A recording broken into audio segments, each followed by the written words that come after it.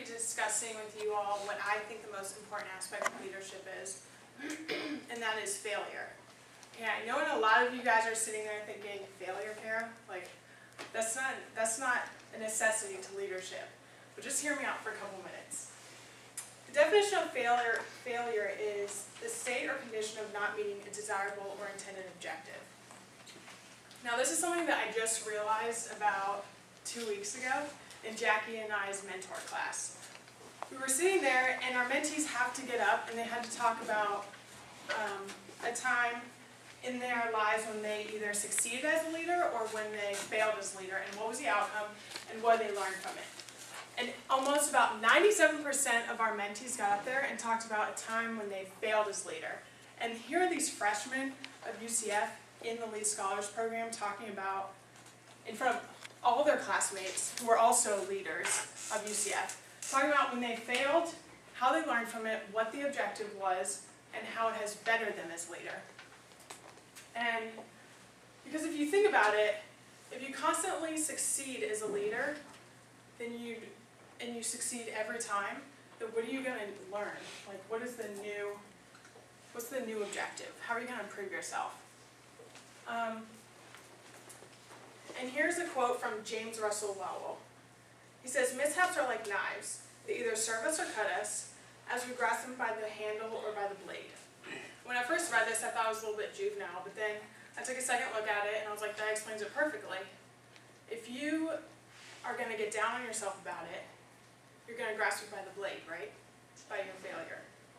But if you think about it, you evaluate it, you look at what went wrong, and you think of how you can change it, then you're going to grasp it by the handle. And here's a common example. With any sports team, let's take a basketball team for instance.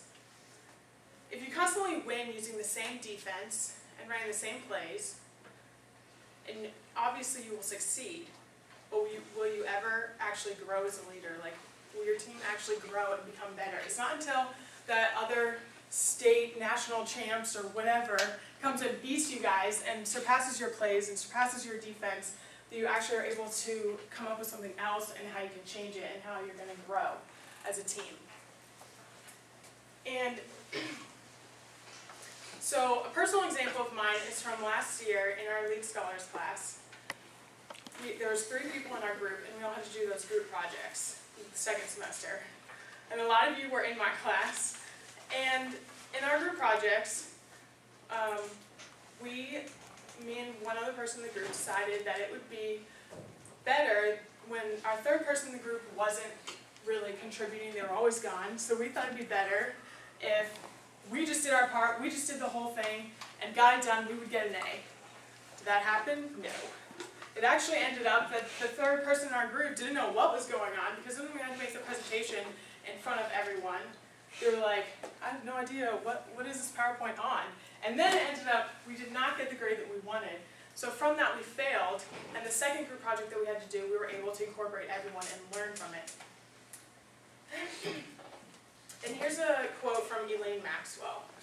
And she says, "My will shall shape the future, whether I fail or succeed, shall be no man's doing but my own. I am the force, I can clear any obstacle before me, I can be lost or I can be lost in the maze. My choice, my responsibility, win or lose, only I hold the key to my destiny." Meaning that you choose how you're going to look at the failure, you choose what the outcome is, you choose how you're going to learn from it, and you choose how you're going to grow from it. So all in all, it's our failures that we base a new and different and better success. Meaning that failure is a key component to leadership. And that's it.